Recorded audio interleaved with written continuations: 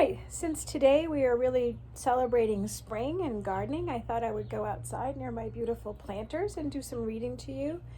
You might even see a hummingbird come near the hummingbird feeders over here while we're reading. I'll move this back just a little bit so you get a better view of the hummingbird feeder in case the hummingbird shows up. Today we're going to read The Magical Garden of Claude Monet by Laurence Anholt.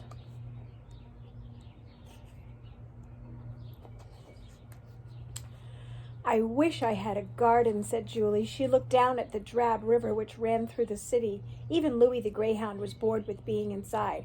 As soon as I finish this painting, said Julie's mother, I'll take you on a journey to the most wonderful garden in the world. It belongs to an old friend, the painter Claude Monet. So here they are up here.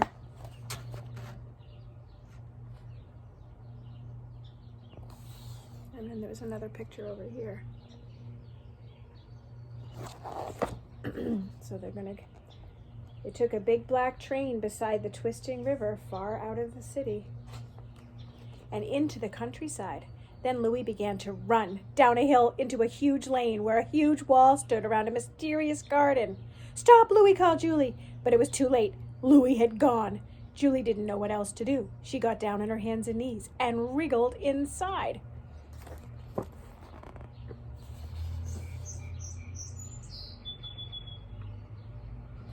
I started this book this morning with you. Now we're going to be able to see what she sees inside that area when she goes in. Wow. I'll show you the picture before I read. Is that beautiful? It was like crawling into a dreamy world where twisting plants grew tall as trees. Julie ran around a corner and almost knocked down a big man with a spade. The man wore a straw hat and had a huge white beard like Santa Claus. Oh, said Julie, I'm looking for my dog. Are you the gardener? I suppose I am, said the man. Come and look. Who do you think that man is? If this book is a book about the magical artist Claude Monet, and he had a magical garden, and she just went into the garden, and she's meeting the gardener. Who do you think that is? Do you think that's the artist, Claude Monet? Or do you think it's somebody who works for him? Let's find out. Under a willow tree, Julie saw Monet's umbrella like a huge white mushroom, and there was Louis. He had a blue nose, a purple ear, and one green paw. Oh, naughty dog, shouted Julie. You've walked all over Mr. Monet's paints. I think your dog wants to be a painter, laughed Monet. Look, he made a picture too. Then Julie saw Monet's paintings laid out in the sun to dry.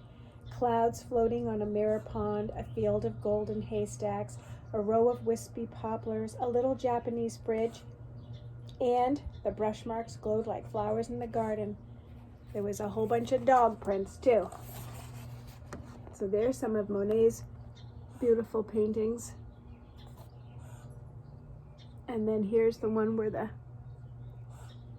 there's Monet's paintings, and here's the one with the dog standing on the paper. Remember last year we put paint on your feet and you ran across the paper to make a special painting when we did it in the summertime? That's a fun thing to do too, right? To footprint. It was kind of slippery though. A couple of you fell down. They turned the handle up on a rickety gate and stepped inside. It was like a garden inside a garden, a wet and wild watery garden where willows bowed over a silent pool. Together they crossed the green bridge. So they went through another gate to another part of the garden. And look at that, there's a beautiful blue lake and they're going over a bridge together. Do you think he's giving her a private tour of his garden? Oh my gosh, these pictures are so incredible. So look at this page. These pages are going to open up.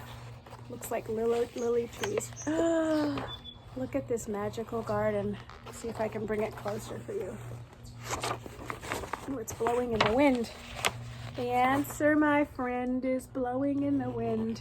Look at that. He's going to take her out on a boat ride. When they rode across the pond, it felt like floating in Monet's paintings. And all of these pictures that are illustrated in this book are all beautiful, impressionistic paintings. Julie heard the splash of oars and the birds calling in the trees. All around them, little lilies sparkled like midnight sky. When they reached the very middle of the pool, Monet stretched into the dark water and pulled out one flower, the biggest lily of all, as bright as a silver star. A little present from my water garden, he said. Look, he has a water garden, and he picked a lily. Do you think he's going to give it to the little girl? They walked back towards the house, and Monet pushed open a huge studio door. Here is my biggest idea of all, he said proudly. I'm trying to paint the most enormous water garden in the world.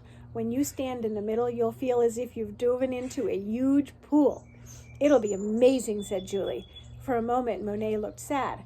But to tell the truth, I wonder if I'll ever finish, he said. I'm old now, in my 80s, and it's bad. Julie thought for a moment. You'll need to be very patient, she said, like a gardener. Yes, he smiled, just like a gardener. Then Monet pulled out a big watch. 6 o'clock precisely, he said. Time to eat. So he's a little worried that he won't live long enough to finish this huge painting. Do you think that girl will help him finish? Waiting in the yellow dining room, surrounded by pictures from Japan, sat Mrs. Monet and Julie's mother. Here are your little runaways, said Monet. So the mom had gone into the house to meet with Monet's wife, and she was in the kitchen waiting for the little girl and Claude Monet to come back from their garden tour. The dog is in there too. He's eating oops, sorry about that. He looks like he's eating a piece of bread. But in the middle of the night, Julie heard Louis whining to go outside. She tiptoed through the apartment. Beneath the balcony, something was sparkling on the river. Julie ran outside and stretched into the dark water. She pulled out a lily as bright as a silver star. Perhaps it's a little present from the water garden, she whispered. And as the city slept, she breathed in the sweet smell of the magical garden of Claude Monet. Look, she found that beautiful silver lily.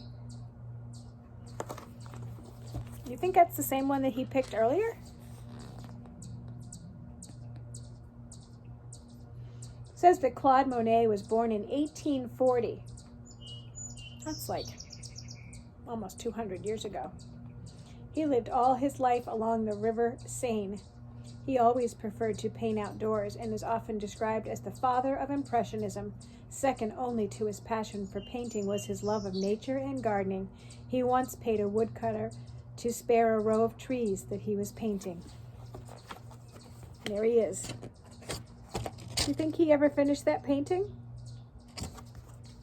Okay, so that was the end of that one. Did you like that one? I thought that was kind of lovely. So today I'm actually going to take the coloring project that Katie has for you for today. She's going to send it to me, and I'm going to take it outside. Maybe right here to this beautiful spot, and I'll tape myself doing the painting, and kind of we could paint together if you want. If you take yours outside, you could play the little video, and we could paint ours together, and you could choose your colors, and I could choose my colors, and we could keep showing each other our beautiful paintings. Okay?